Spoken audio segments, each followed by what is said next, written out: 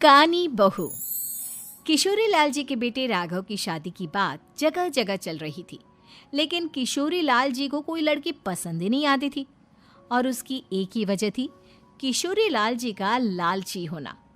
उनको लड़की वालों से मोटा दहेज चाहिए था और इसी चक्कर में एक दिन वो एक बहुत पैसे वाले के घर अपने बेटे का रिश्ता लेकर पहुंचे। उस आदमी का नाम था ओम प्रकाश। देखे किशोरी लाल जी, मेरी एक ही बेटी है और मेरी सारी संपत्ति जायदाद सब कुछ मेरी बेटी नैना का ही है। पापा, नाम से लगता है बहुत खूबसूरत होगी। कितना अच्छा नाम है ना, नैना। ओ, वैसे बात तो सही है आपकी। अब इतना पैसा है, जमीन जायदाद है, इकलौती बेटी, आप भी क्या करेंगे? सब कुछ उसे ही देंगे ना। बिल्कुल ठीक पहचाना आपने। बस बेटी की शादी और सारी जायदाद उसके नाम। पापा, बिना देखे हाँ कर दीजिए ना। इतना अच्छा रिश्ता फिर कहाँ मिलेगा? माला माल हो जाएंगे हम। मैं अपनी बेटी को बुलाता हूँ। अरे नहीं नहीं नहीं नहीं, आपकी बेटी का नाम नैना है, सुनकर ही लगता है बहुत सुंदर होगी। रहने दीजिए अंकल, मैं तो आपकी बेटी के नाम से ही इतना खुश हो गया हूँ कि उसे बिना देखे शादी करने को तैयार हूँ। अब तो मैं उसका चेहरा सीधे शादी के बाद ही देखूंगा। और इस तरह राघव नैना का चेहरा नहीं देखता और उससे शादी कर लेता है। शादी के बाद अपनी सुहाग रात पर जब राघव नैना का घूंघट उठाकर देखता है तो नैना की आंखें बंद थी। कितनी खूबसूरत हो तुम नैना, जरा अपनी आंखें खोलकर मेरी तरफ देखो तो सही। नहीं, मुझे शर्म आती है। अरे, मैंने तुम्हें शादी से पहले भी नहीं देखा, और अब अगर तुम आंखें खोलकर मुझे देखोगी भी नहीं तो मुझे अच्छा कैसे लगेगा? इससे पहले कि नैना अपनी आंखें खोलकर राघव की तरफ देखती, अचानक से लाइट चली गई और राघव नैना को पूरी तरह से देख भी नहीं पाया। अगली सुबह नैना राघव के लिए नाश्ता बनाकर लेकर आई। अरे ये क्या, आधा पराठा सीका हुआ है और आधा बिल्कुल कच्चा। ये तुमने क्या किया नैना? बहू, तुमने क्या आधा पराठा तवे से नीचे लटका कर रखा था, जो आधा सिका है और आधा कच्चा? मुझे जितना दिखेगा उतना ही तो सीखूंगी ना पापा जी। जहाँ जहाँ मुझे नजर आ रहा था वहाँ मैंने सीख लिया, और जहाँ जहाँ नहीं दिखा वहाँ कच्चा रह गया होगा। इसका क्या मतलब है? ये कैसा मजाक कर रही है तुम? अरे बहू, तुमने इतना लंबा घूंघट क्यों लगाया हुआ है? देखो, हमारे घर में बहुओं को बेटी की तरह रखा जाता है, और फिर तुम तो इतना सारा माल लेकर आई हो। देखो, ये घूंघट डालकर रखने की कोई ज़रूरत नहीं है। हाँ नैना, पापा जी ठीक कह रहे हैं, तुम तो आराम से रहो, अपना ही घर समझो। नैना अचानक से अपना घूंघट उठा लेती है। अरे ये क्या पापा, नैना की तो एक आंख फूटी हुई है। नाम से नैना, लेकिन ये तो कानी बहू निकली। मेरे साथ धोखा हुआ है, धोखा। बिना दिखाए अपनी कानी लड़की मेरे संग ब्याह दी। मुझे कानी बीवी नहीं चाहिए। मुझे अभी ओम प्रकाश जी से बात करनी पड़ेगी। आखिर उन्होंने मेरे साथ ऐसा किया क्यों? अरे, आप लोगों ने ही तो पापा से कहा था कि आप लोग शादी से पहले मुझे देखना नहीं चाहते। अब मेरे पापा पर क्यों इल्जाम लगा रहे हैं? अरे लेकिन उन्हें बताना तो चाहिए था ना कि तुम कानी हो, एक आंख से तुम्हें दिखाई नहीं देता। किशोरी लाल और राघव नाराज होकर ओम प्रकाश को अपने घर बुलाते हैं। पापा जी, ये आपने क्या किया? शादी से पहले बताया क्यों नहीं कि नैना की आंखों में परेशानी है?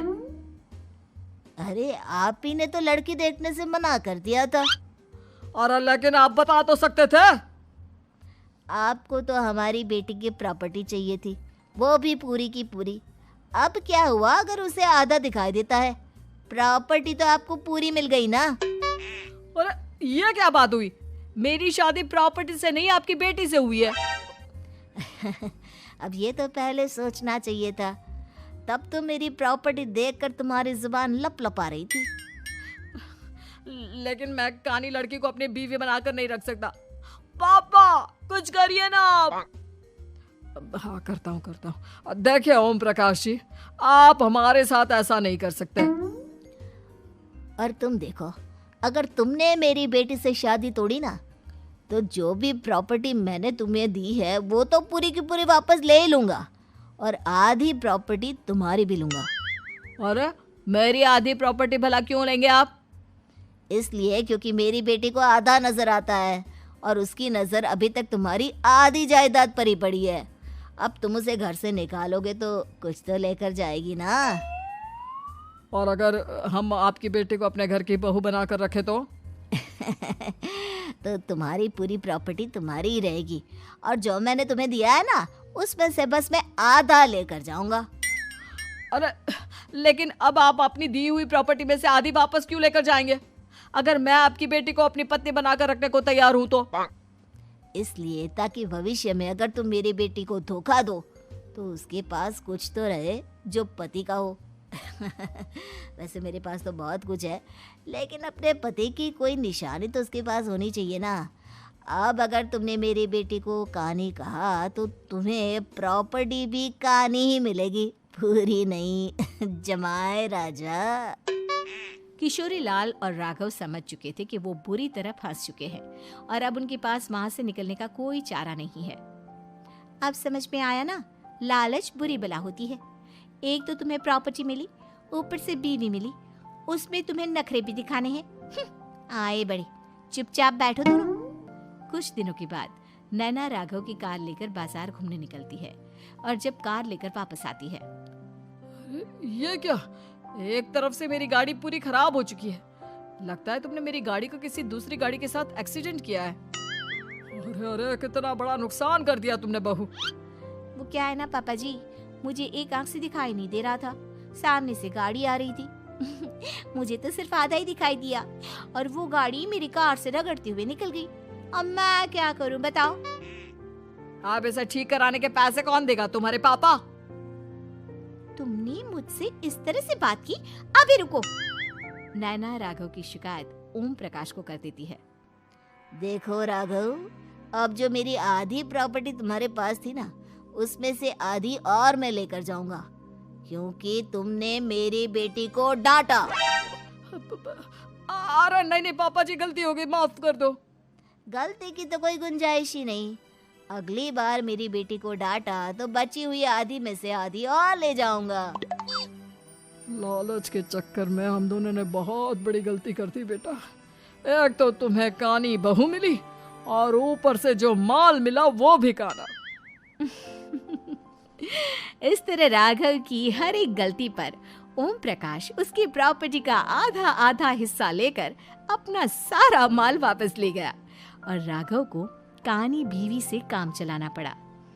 भाई लालच वाकई में बुरी बला है।